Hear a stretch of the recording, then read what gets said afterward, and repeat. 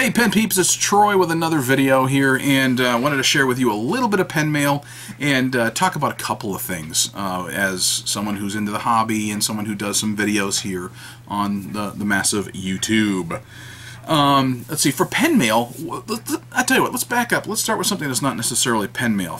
This was just kind of a pen swap out, because here's something I got pen mail months ago that I've never shared with you guys, but you know, one of the things I've had on my desk for a long time is an ESTERBROOK desk set.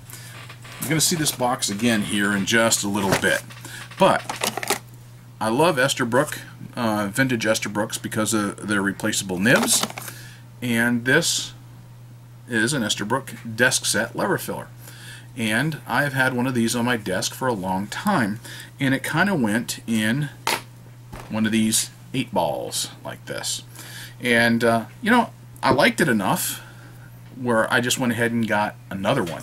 But you can see where it's got the clear acrylic on the back end, and this particular nib that I just screwed into here, one of the things about it that was frustrating to me is it wrote, but not incredibly well.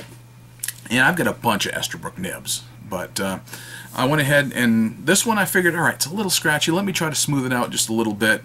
And I started working on it, and then I said, you know, this is not helping. So, you know, took a closer look at it, and come to find out, most of the tipping material had already worn off from it. So, so what I did was I swapped the nibs. I took the nib that was in this black one here, and put it into the one with the clear tip, and this is the nib that was in the clear tip, so they're swapped right now. And just for grins, I decided I wanted to try a different ink. Now, I had found on virtualpenshow.com there was somebody who was selling a bunch of bottles of ink, so I went ahead and I ordered a couple of bottles. So Sailor JENTLE inks, I got this right here, which is YURI-AKARI, which is a Carolina blue colored ink, and this one here is probably my new favorite black ink. This here is a Sailor KIWA-GURO. So I really have been liking this ink so far. I had one particular pen that needed to be re-inked or inked up, so I went ahead and did it, and I used this on my vintage ESTERBROOK. Now, my vintage ESTERBROOK desk set that I had with that particular nib, by the way, was actually writing fairly well. It was fairly smooth. I liked it, and I had been putting in a Birmingham Pens Allegheny Arsenal Gunpowder Black, and had been happy with that. And that's what I kept putting in it, and kept putting in it. Whenever it ran out of ink, I just refill it with that. Well, okay, I do the swap, and I figured, you know what? I hadn't tried this ink in it yet. Put this ink in it, and it was fantastic. So it wrote even smoother with this particular ink, and I kind of liked the way it came out. So I think I found a new favorite ink for me. So the KIWA-GURO is a really nice black ink. So I've been happy with that. Alright, so let me show you a couple of new additions that just came in. I'm going to show you a picture here of my communist pen collection. A bunch of old Soviet pens. I've shared some of those here, and I've even done a review of one of them. And then I've got a Czech pen that I really like as well. But this is my brand new Soyuz pen. So if you like some vintage pens and you kind of like Soviet surplus, I kind of like it. So it's got that, you know, the black body, it's got the metal cap, the silver cap, and it's got the hooded nib to it. So if you like hooded nibs, and if you are into a fully hooded nib, well, there you go. The other thing about this particular pen, you pull it off, and it has a converter like some of the other Soviet era pens that I've gotten that are permanently attached converters. So it was fairly clean when I got it. I didn't really have to flush it much, and I went ahead and inked it up with that same Sailor KIWA-GURO. I'm not really good at Japanese, so anyway, put that in there, and it took a little bit for the ink to filtrate and for it to really go smoothly. It does not write, believe it or not, very well on some fountain pen friendly paper. For instance, I tend to use little rhodia pads like this. Didn't do as well on that as it did just some, you know, notebook paper that I had on my desk or on just a work office desk pad kind of thing. So a little bit different. It just did not do as well on rhodia. The next pen mail thing is really kind of funny. You know, I had ordered something for my anniversary for my wife. I'd already had a really nice purple pen. My wife her favorite color is purple, so is mine, just so as it turns out. So I bought her a really nice, more expensive purple pen that I gave her as an anniversary gift, and I got her an El Cheapo that I had ordered. Well, that El Cheapo never showed up, so I didn't get to give it to her. And I ordered that back in September. It never came. So it was presumed lost in the mail, so they went ahead and issued a refund for it. And then today, not actually today, because today is Sunday, that I'm recording this, yesterday, Saturday, 6.5 months later, it shows up in the mail. A package from China, and I looked at it and I was like, wait a minute, I don't have anything that I'm expecting right now from China. I was expecting some stuff from some other areas, but not from China. So anyway, it's a Hero. It's a Hero pen 3026. I only ordered it because of the color, the lilac color and the gold trim. Haven't inked it up or anything yet, but I just thought it was funny. I was going to share that anecdote with you. 6.5 months later, there it is. So, and speaking of inking things up, give you a little bit of advice. One of the things I'm doing in my collection is I'm paring down, not the pens and the number of pens, as much as the number that I have inked.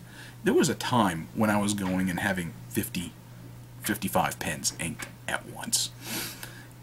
I have a spreadsheet. I have to keep track of everything in a spreadsheet as to what pens I've got, what inks I've got, what kind of ink is in the pen, that sort of thing.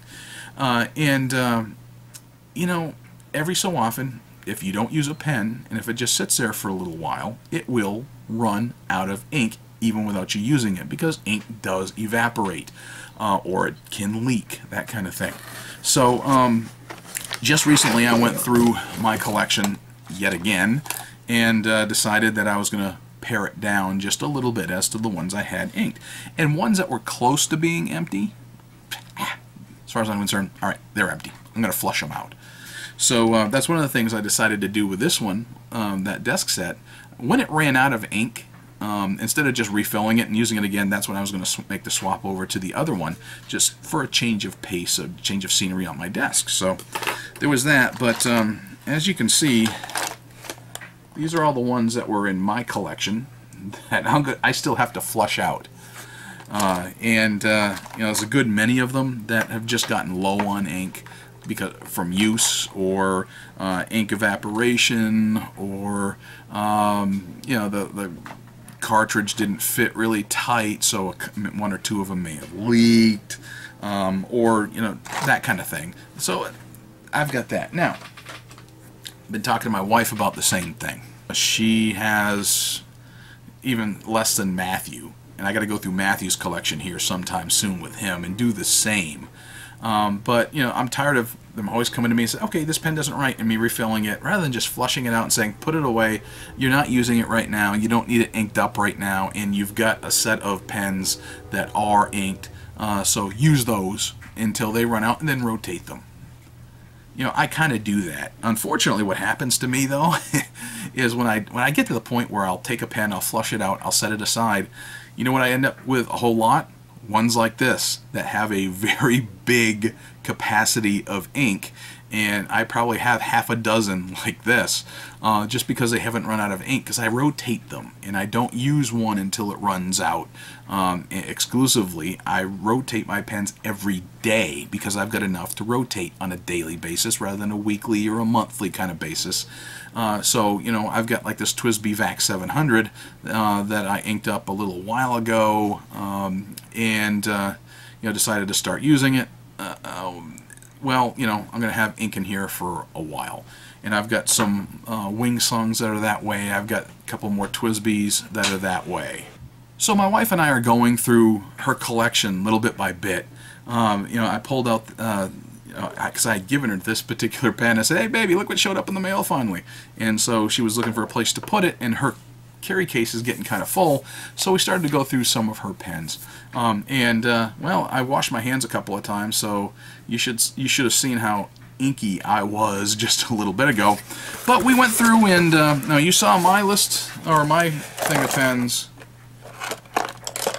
These are all the ones that are not writing right now in her collection, because she doesn't check her collection. My wife, what she does is she has a pocketbook, and she has a pen case that she sticks in some of her favorites and carries them with her. So I've got pens in here that she's had for quite a while, and I'd already previously gone through and flushed out some pens, and she just set those aside. So she now has some that write in her big old storage case, and some that have been flushed out and are not going to write until we ink them up. And all of these are going to join the ones that got flushed out and won't write until we ink them up. Anyway, that is what I've got for today. A little bit of pen mail, a little bit of advice on paring down and not having so many pens inked. You can probably hear my cat. She decided to come into the video. You coming up, baby? Come on. Come here. Let everybody see your beautiful self. Come here. Come here. Well, come on. Oh, come on. This is my cat. Her name is Muffin. She's an old cat. She's 13, and she hates it when I'm in here and I got the door closed and I'm doing anything without her, whether I'm working or whether I'm reading or whether I'm recording a video. So, hey, look right here. You gonna tell everybody goodbye? Say goodbye, Muffs. Bye.